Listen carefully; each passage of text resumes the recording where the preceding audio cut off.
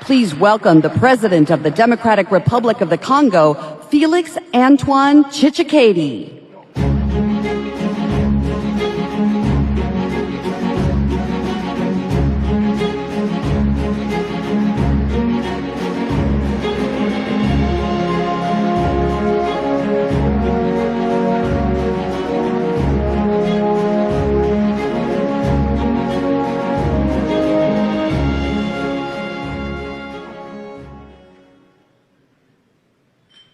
Ladies and gentlemen, shalom.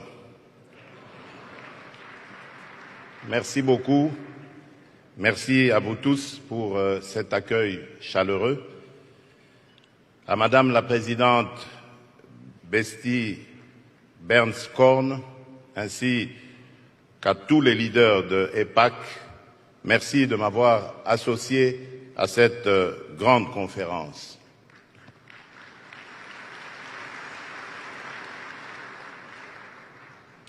Je viens m'adresser à vous aujourd'hui, non seulement en tant que président de la République démocratique du Congo, un pays ami d'Israël, mais aussi en mon nom propre, car mon parcours personnel a fait de moi un grand ami du peuple juif et un fervent défenseur de sa cause.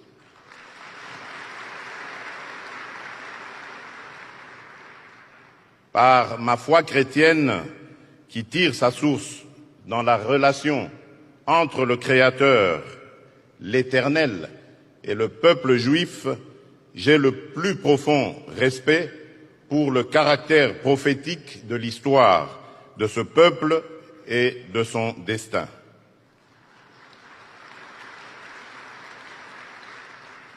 Boussole des nations et horloge du monde, Israël est au cœur de notre civilisation judéo-chrétienne. Vous comprenez donc mon attachement particulier envers la nation d'Israël, son peuple ainsi que la ville sainte de Jérusalem, selon qu'il est écrit dans le psaume de David, « Priez pour la paix de Jérusalem ».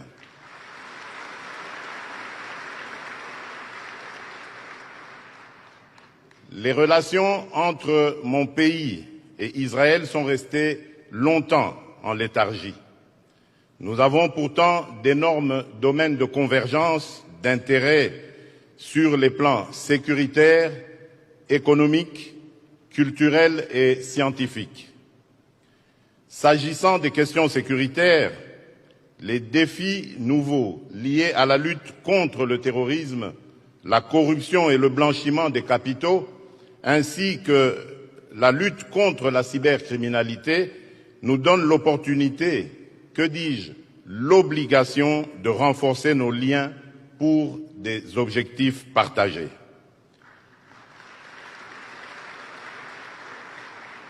Je désire tisser avec Israël des liens forts et une alliance dans laquelle mon pays sera une bénédiction pour la nation d'Israël, selon la promesse de l'Éternel qui dit à Abraham dans Genèse 12, verset 3, « Je bénirai ceux qui te béniront ».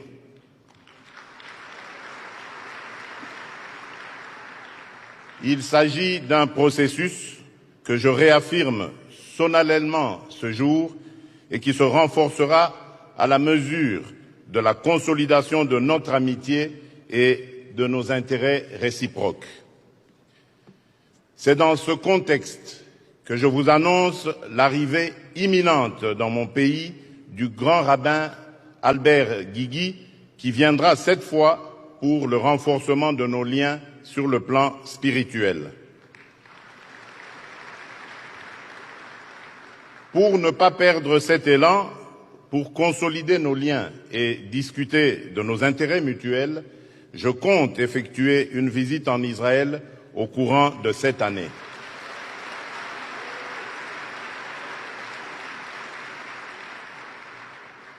Aussi, après plus de 20 ans sans une représentation au niveau adéquat, je procéderai dans les prochains jours à la nomination d'un ambassadeur extraordinaire et plénipotentiaire auprès de l'État d'Israël.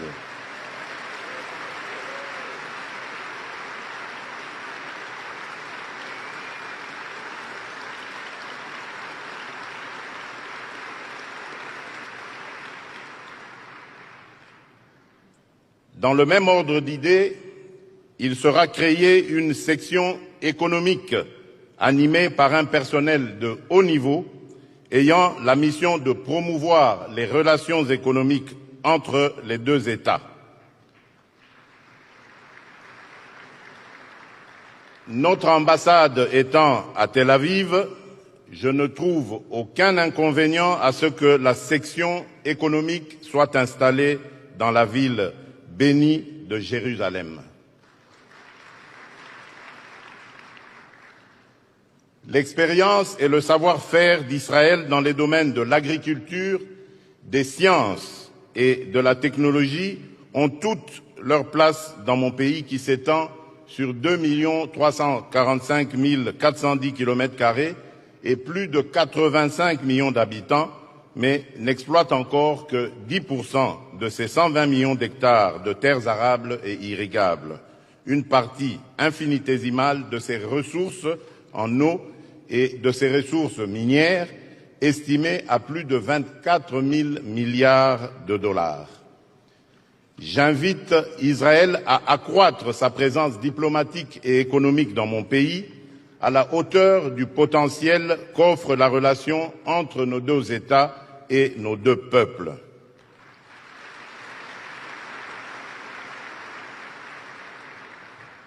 Depuis toujours, l'histoire d'Israël me fascine et m'enseigne, qu'il s'agisse du roi David, en passant par les premiers ministres Ben Gurion et Golda Meir, Yitzhak Rabin et Shimon Peres, ou encore le général Moshe Dayan et tant d'autres héros de l'histoire humaine, cette nation est une source d'inspiration.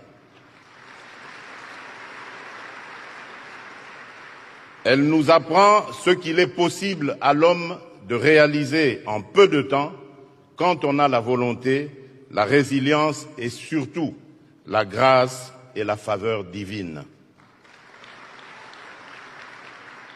Chers amis, je ne terminerai pas mon allocution sans féliciter le pays hôte de ce forum, les États-Unis d'Amérique, qui a toujours été une bénédiction pour le peuple d'Israël.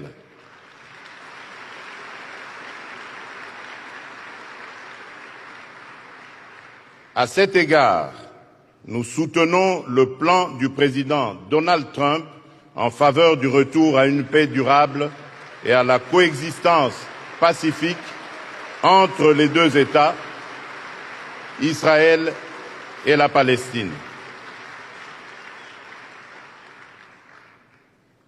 Enfin, je remercie mes frères et sœurs chrétiens évangéliques de ce pays qui, pour leur soutien indéfectible à la paix et la sécurité de l'État d'Israël.